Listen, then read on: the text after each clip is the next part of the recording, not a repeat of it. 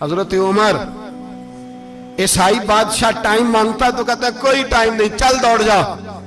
मुल्क शाम जाते हैं, जब फतह होते हैं हजरत साद बिन नबी वकास बुलाते हैं, शाम जाते हैं तो हजरत उमर कहते हैं शाम आए हैं यार, सबसे पहला काम ये कर, बिलाल का तो पता कर। यहां सुना है बिलाल हबशी का मकान भी कहीं नेड़े नेड़े है, पता तो कर। हजरत बिलाल हबशी हजरत सैयदना साद कहने लगे हुजूर बुला ना ले। फरमाया नहीं, वो मुस्तफा का गुलाम है तो मेरा तो इमाम है, मैं घर मिलने जाऊंगा, घर रुहमाओ बैना हूं। काले रंग के हबशी गुलाम सैयदना बिलाल हबशी को मिलने घर गए और जनाब उमर जाके बैठक में इंतजार करने लगे, गोया ड्राइंग रूम में बैठे इंतजार होने लगा। जनाब सैयदना बिलाल आए तो हजरत उमर उठ के खड़े हुए। मुल्क शाम के लोगों ने यह मंजर अजीब देखा कि जनाब उमर फारूक एक हबशी के लिए खड़े हुए, और जब खड़े हुए तो हजरत बिलाल कहने लगे उमर बैठ जाओ, ये क्या कर रहे हो? तो हजरत सैयदना उमर रो पड़े, कहने लगे बिलाल तो हबशी पहले था, जब से रसूलुल्लाह का गुलाम बना है सारी उम्मत का इमाम बन गया, सारी उम्मत का तो इमाम बन गया है जब से तो नबी पाक सल्लल्लाहु ताला अलैहि वसल्लम का गुलाम बना। भाई याद रखे, जब अशिद्दाउ अलल कुफार की बात थी तो अपने सगे कत्ल हो गए, और जब रुहमाओ बैनहुम की बात थी तो फिर ये नहीं देखा ये हबशी है। तवज्जो है मेरी बात पर? जाग रहे ना आप लोग? इधर देखे, फिर ये नहीं देखा कि ये हबशी है, ये रूमी है, ये कौन है, फिर ये देखा कि ये रसूलुल्लाह का गुलाम है सल्लल्लाहु। हमारे यहाँ तो नफरतें फैल गई हैं। ओ बस करो जी बंगालियों से जान छुड़ाओ, ओ बस करो जी फलाने से, ओ बस कर यार, रहन सहन अपना अपना होता है, लेकिन मुसलमान जिस तरह का भी हो उसके साथ नफरत करने की इजाजत नहीं है। पहली बात अशिद्दाउ अलल कुफार, दूसरी बात रुहमाओ बैन। अब तीसरी बात है तराहुम रुक्कान सुज्जदन यब्तगून फदलन मिनल्लाहि व रिदवाना। मैंने जो शुरू में बात की थी ना कि अगर खाना काबा में 40-50 लाख हाजी मिलके दुआ ही मांग लेता, दुआ ही मांग लेता मिलके, तो कमाल हो जाता। हजरत अबू बकर सिद्दीक रदी अल्लाह ताला अन्हु से किसी ने पूछा था बदर में फतह कैसे हुई?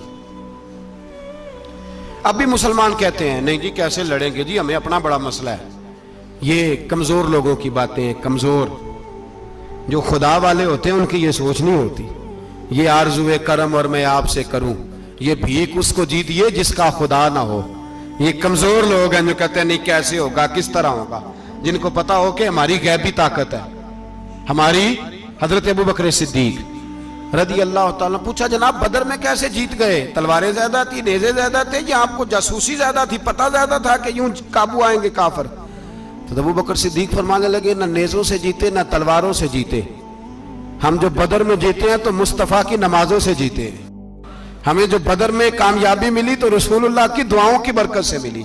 फरमाने लगे काफिर सारी रात शराबें पीते रहे, सारी रात वो नाच गाने में मसरूफ रहे, और मैं हुजूर के खेमे में मौजूद था, नबी पाक सारी रात नमाज पढ़ते रहे, सारी रात हुजूर नमाज पढ़ते रहे, सारी रात अल्लाह से दुआ करते रहे। फरमाया सुबह जो कामयाबी मिली तो ये मुस्तफ़ा की नमाजों की बरकत से मिली। एक बुजुर्ग की मैं बात सुन रहा था, वो कह रहे थे अब नमाजें इबादतें रियाजतें बाद में करना, पहले जिहाद करो। कह रहे थे अब निकल कर खानकाहों से अदा का रस्म शब्बीरी, इबादतें रियाजतें तिलावतें दुरूद बाद में होगा, पहले जिहाद। तो मैंने कहा साहब इबादतें तिलावतें दुरूद हो कहां रहा है, पहले वो जगह तो बताएं। खानकाहों पे तो उर्स हो रहा है, साल के बाद ढोल लग रहा है। वो जो जमाना था ना कि खानका शरीफ पे शाम तक कुरान मजीद खत्म होगा, फजर के बाद 50,000 दुरूद पढ़ा जाएगा, वहां लोग आए हैं तो वहां जिक्र करते करते लोग इस कदर मस्त हुए कि उन्हें होश ही नहीं कहां के कहां गए। वो तो दौर खत्म हो गया। अब कहां है खानका में? अब तो नजर नियाज रह गई, खत्म शरीफ रह गया, उर्स पाक रह गया, बाकी तो मामला खत्म है। वो कहां गया मामला सारा? भाई दुआएं इल्तजाएं। शहाबुद्दीन गौरी से पूछा जनाब फतह कैसे हुई? कहने लगे ख्वाजा मोइनुद्दीन अजमेरी की दुआओं की बरकत से। फरमाते हैं बाबा दुआ मांगता था, हम जिहाद करते थे, अल्लाह कामयाबी दे देता था। भाई वो इबादत, वो रियाजत, वो मुसलमान जो रात को अपने रब को मना लिया करता था, वो अपनी इबादत के जोर पर अल्लाह तबारक व तआला की बारगाह में आहो जारी। हुजूर ने फरमाया अद्दुआ सलाहुल मोमिन, दुआ मोमिन का हथियार है, दुआ मोमिन का बोल के बताना है। दुआ मोमिन का, फरमाया मोमिन ये हथियार चला सकता है, ये हथियार काफिर के पास मौजूद है। हजरत ज़ैद बिन हारसा रदी अल्लाह ताला अन्हु को ना पकड़ के कुछ काफिर उनको पकड़ के ले गए तो एक दरख्त के साथ बांध लिया, कहने लगे तुम्हें कत्ल करेंगे, हुजूर के सहाबी हैं रदी अल्लाह ताला। जब काफिर आपको कत्ल करने लगा ना तो उन्होंने दरख्त के साथ अच्छी तरीके से टांगे बांध ली, हाथ बांध लिए, गर्दन बांध ली, कहने लगा बुला अपने रब को। तो हजरत ज़ैद रदी अल्लाह ताला अन्हु फरमाने लगे मैं तो शहीद होने को तैयार था, लेकिन तूने आजमाने का प्रोग्राम बनाया तो ठीक है, मैं फिर बुलाने लगा हूं अपने रब की मदद को। ऐ अल्लाह मदद फरमा। उसने उतनी देर में तलवार नियाम से निकाल ली, ऐ अल्लाह मदद फरमा। उसने जब तक दोनों हाथों में तलवार सौंप ली, ऐ अल्लाह मदद फरमा। जब तीसरी बार आपने ये कहा तो उसने तलवार उठाई, कहा अल्लाह मदद फरमा। हजरत ज़ैद रदी अल्लाह ताला अन्हु कहते हैं जब चौथी बार मेरी जुबान से लफ्ज निकले, काफिर के हाथ में तलवार थी पर गर्दन भी उसकी कट के नीचे गिर गई, कि गर्दन कट के उसी वक्त नीचे गिरी। मुझे किसी ने खोला, ना मारने वाला नजर आया, ना गर्दन काटने वाला नजर आया, ना मुझे खोलने वाला। तो मैंने कहा आने वाले तू बता तो सही तू कौन है? तो कहने लगे मैं जिब्रील अमीन हूं, मैं जिब्रील अमीन हूं, मैं जिब्रील, मुझे दुश्मनों ना छेड़ो, मेरा है कोई जहां में, मुझे दुश्मनों न छेड़ो, मेरा है कोई जहां में, मैं अभी पुकार लूंगा, नहीं दूर है मदीना। कहा जब तूने, हजरत जिब्रील कहने लगे जब तूने पहली दफा कहा ना अल्लाह मदद फरमा, तो मैं सिदरतुल मुंतहा पे था, मुझे हुक्म हुआ जिब्रील देर ना करना। फरमाते हैं जब दूसरी दफा तूने कहा ना अल्लाह मदद फरमा तो मैं 7वें आसमान पे था, और जब तीसरी दफा कहा मदद फरमा तो मैं पहले आसमान पे था, और फरमाया जब तूने कहा चौथी दफा अल्लाह मदद फरमा तो मैं तेरे सराहने खड़ा था, मैं तेरे सराहने। तो भाई अब तो इज्तिमाई दुआ भी नहीं रही हमारी, अब तो ये वाला सौदा भी। अकबर अल आबादी ने कहा था मुसीबत में भी अब याद खुदा हमको नहीं आती, दुआ मुंह से ना निकली जेबों से अर्जियां निकली। अब भी हम कहते हैं करेंगे बात, सफीर को बुलाएंगे, हमने कहा है उसको, तो मान जाएगा वो आपकी बात? वो बच्चे काट रहा है तो उसको घर बुला रहा है। अभी तक एक इतना सा स्टैंड कि उनका जो दफ्तर है सिफारत खाना वो बंद कर दिया जाए, इतनी भी तौफीक नहीं हुई। कहते हैं ठीक है शोर शुरू हो रहा है, बस चुप कर देंगे सारे।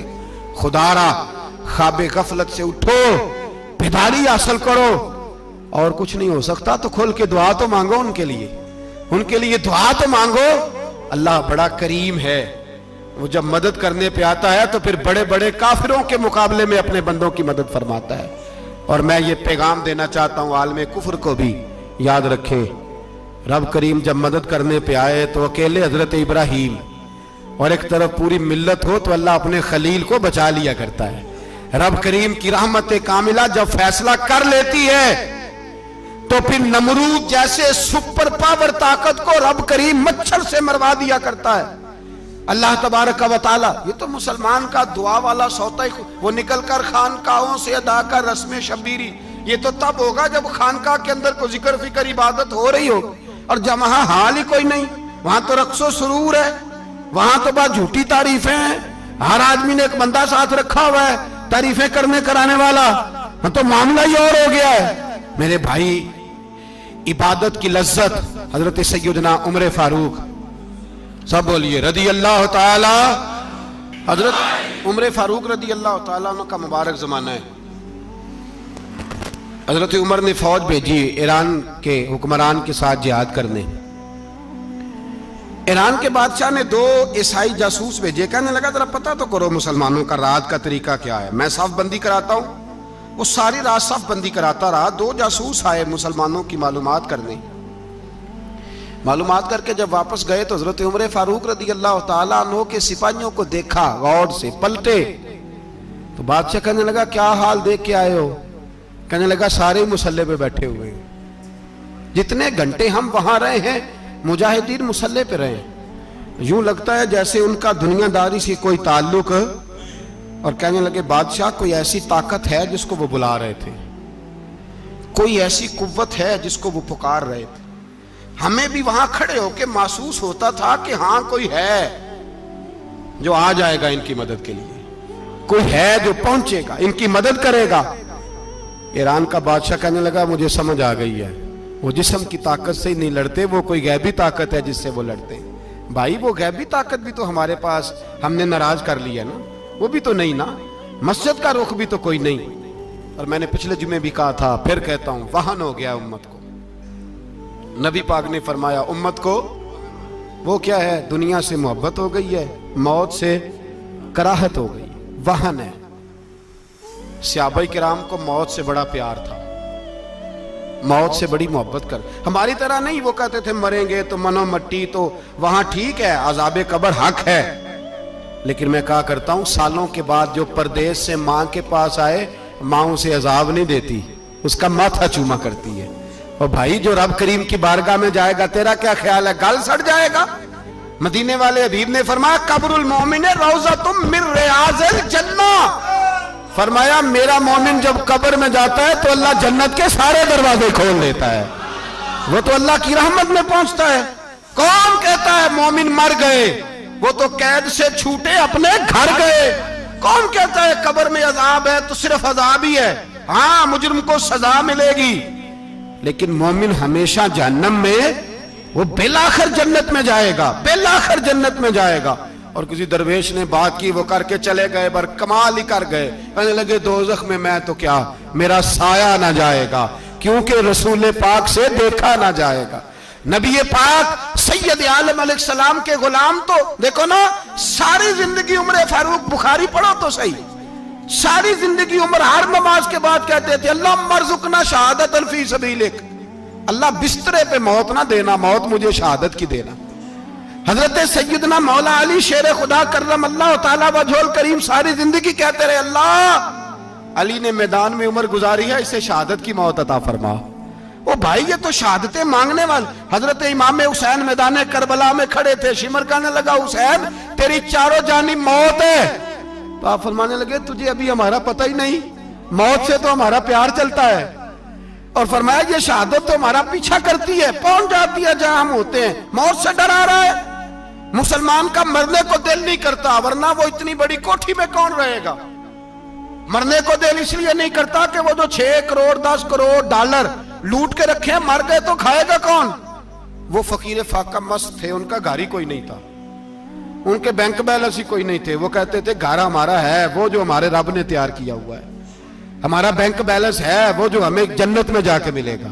उनका तो ये खाता ही कोई नहीं था, इसलिए वो शहादत की। हजरत उमर बिन जमू रज़ी अल्लाह ताला अन्हु मैदाने ओहद में 4 बेटे लेके आए। कितने बेटे बोल के बताए? 4 बेटे लेके उमर बिन जमू आए, और खुद एक टांग से लंगड़े से आप ही हैं, टांग छोटी है। हुजूर के सामने खड़े हुए कहा महबूबा मेरे 4 ही थे, मैं 4 ही ले आया हूं, कबूल कर ले। तो हुजूर ने फरमाया तू क्यों तलवार ओढ़े आया है, ये तूने क्यों गले में असला डाला हुआ है? कहा या रसूलल्लाह मैंने भी तो जाना है ना। तो हुजूर ने फरमाया 4 बेटे जो हैं। तो हजरत उमर बिन जमू ने बात की, सहाबा कहते हैं हम लबों से मुस्कुरा रहे थे, आंखों से रो रहे थे, क्या अजीब अंदाज है।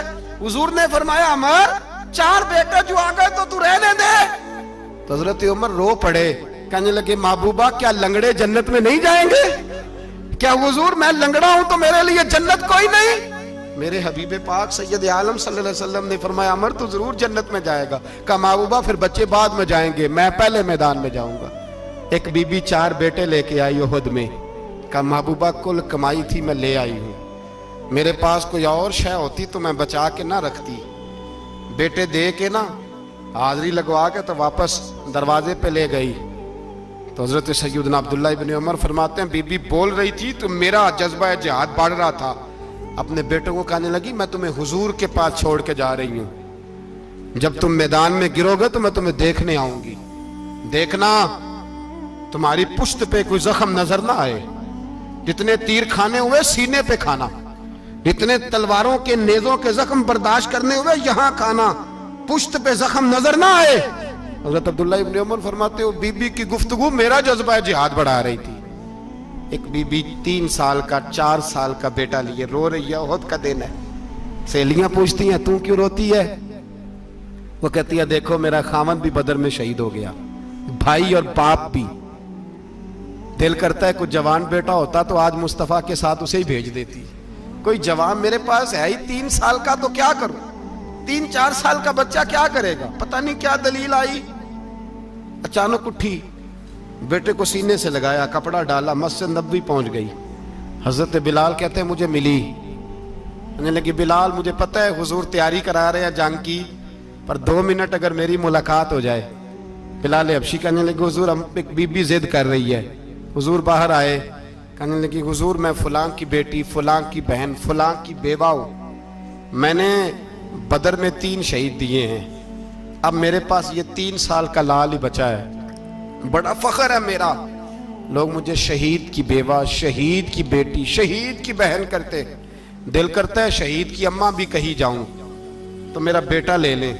सैयदना बिलाल कहते हैं हुजूर मुस्कुराए, कहने लगे ये 3 साल का नौनिहाल क्या करेगा? कहते हैं अम्मा का अजीब जज्बा है।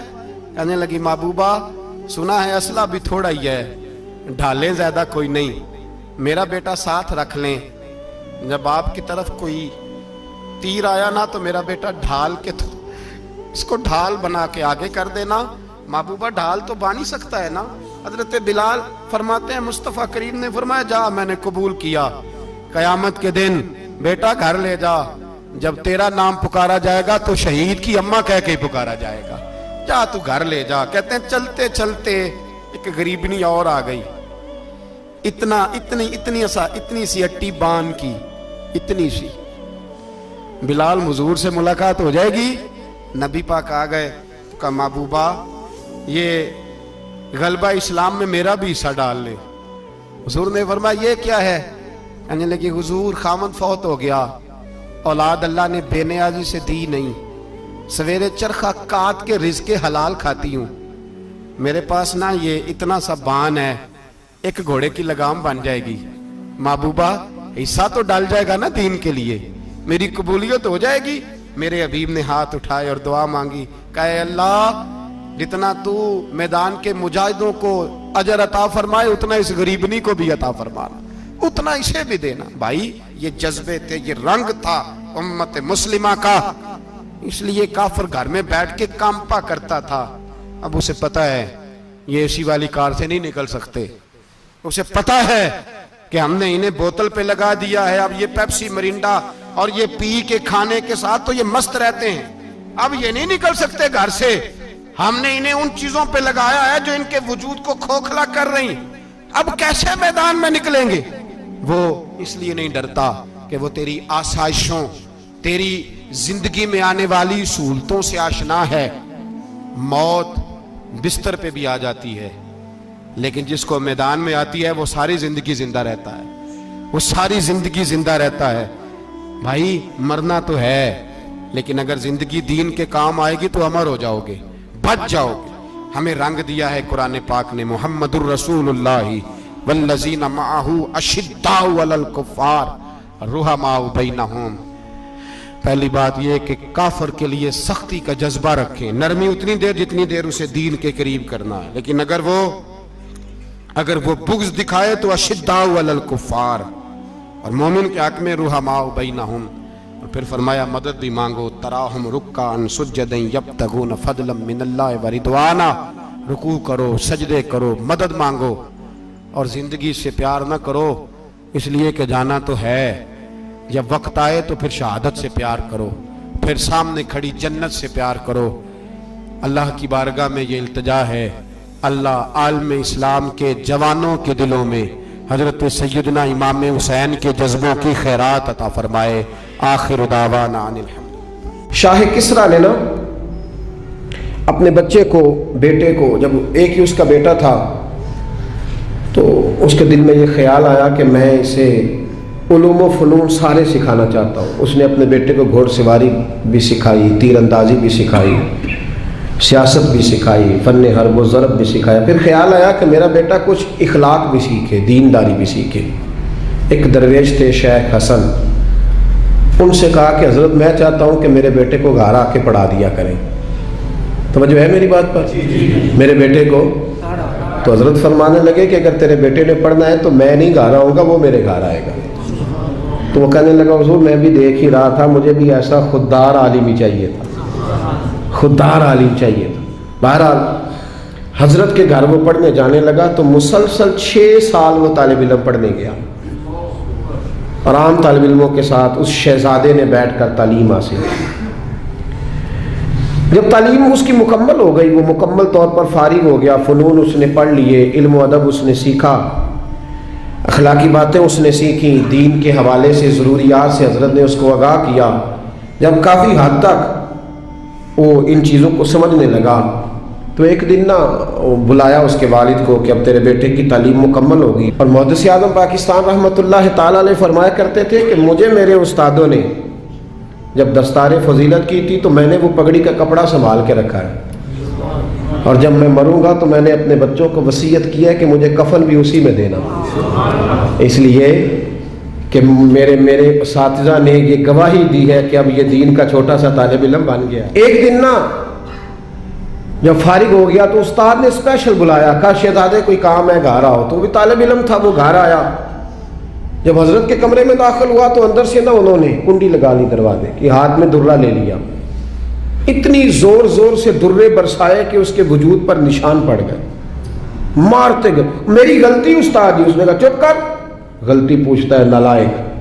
फिर मारा, बहुत मारा, और जब बहुत ज्यादा मार लिया तो खुद भी पसीने से शराब, दरवाजा खोला, चल दौड़ जा। शहजादा था ना, बाहर खड़ा होकर कहने लगा हुजूर आप जुल्म कर रहे हैं, मुझे बताएं तो सही मेरी गलती क्या है। गलती बता के मारे तो ठीक हुआ, पर मैं तुझे गलती बताऊंगा, चल निकल जा। उसने घर जाके अपने अब्बा से कहा, बादशाह सलामत से, कि उस्ताद जी ने नाजायज मारा है।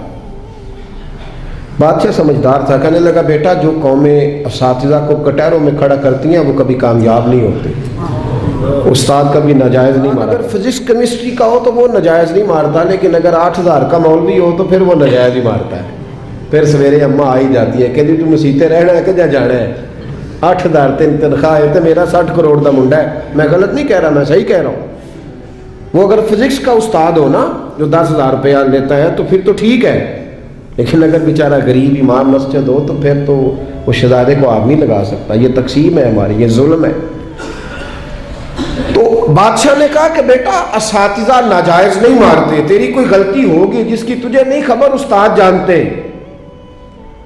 उसने कहा नहीं अब्बा, मैं वहां रहा हूं, कोई बात होती तो मुझे भी पता होती, और फिर अगर इतनी सख्त बात थी जिस पे इतना मारा कि मेरे वजूद पे निशान पड़ गए, मुझे बताया जाता। उसने कहा बहरहाल मैं तेरे उस्ताद को कटहरे में खड़ा नहीं कर सकता, वो तेरा उस्ताद है। बड़े लोग ऐसी बातें करते थे। अब उसने अपनी अम्मा से कहा कि अम्मा मेरे दिल से बात नहीं जाती, मेरे साथ जुल्म हुआ है।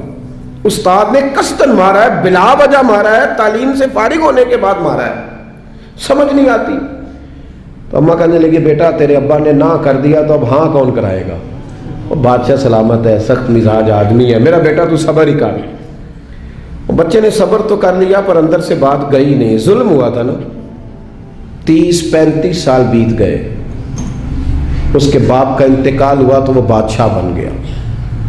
शेख हसन बूढ़े हो गए थे, ये भवें सफ़ेद होकर झुक गई थी, दोनों हाथों से लाठी पकड़ते थे, फिर भी मुश्किल से चलते थे।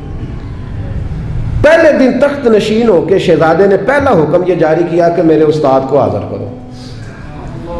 3-4 सिपाही भेजे को बाबे को पकड़ के लाओ, जैसे भी आ सकता है।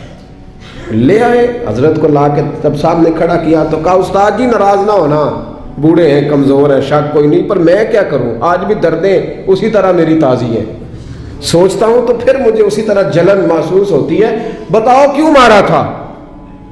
तो शेख हसन रो पड़े, कहने लगे बेटे बस अल्लाह से मैंने दुआ की थी कि इस दिन के लिए मुझे जिंदा रखे, वो दिन आ गया, मैंने आज के दिन के लिए तुझे मारा था, बस आज जो दिन आया इसीलिए मारा। कहा हुजूर क्या मतलब। अब फरमाने लगे कितनी देर हो गई तुझे मार पड़े हुए। कहा 35 साल। आज क्यों बुलाया है, भूला तो नहीं ना 35 सालों में। कहा हुजूर नहीं भूला, तो आज क्यों बुलाया। कहा मैं आज साहिब इख्तियार हुआ हूं तो बुला लिया। तो आप फरमाने लगे बेटे मुझे पता था एक दिन तू बादशाह बनेगा, इसलिए तुझे मारा था। नाजायज ना किसी के साथ जुल्म करना। अगर तुझे 35 साल नहीं ना भूला तो जिसके साथ तू जुल्म करेगा उसे भी कयामत तक नहीं भूलेगा। और फरमाया आज तू बाइख्तियार हुआ है तो तूने मुझे कटहरे में बुला लिया है, क़यामत के दिन अल्लाह सारे मजलूमों को बाइख्तियार कर देगा, सारे मजलूम बाइख्तियार होंगे और सारे जालिम कटहरों में खड़े होंगे।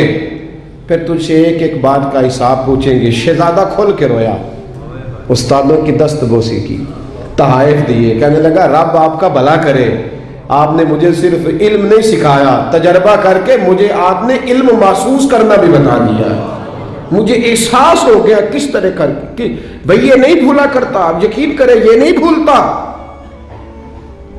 किसी को लोग गाली दे देते हैं ना, गाली, वो गरीब आदमी होता है बेचारा, छोटा आदमी, वो जवाब नहीं दे पाता।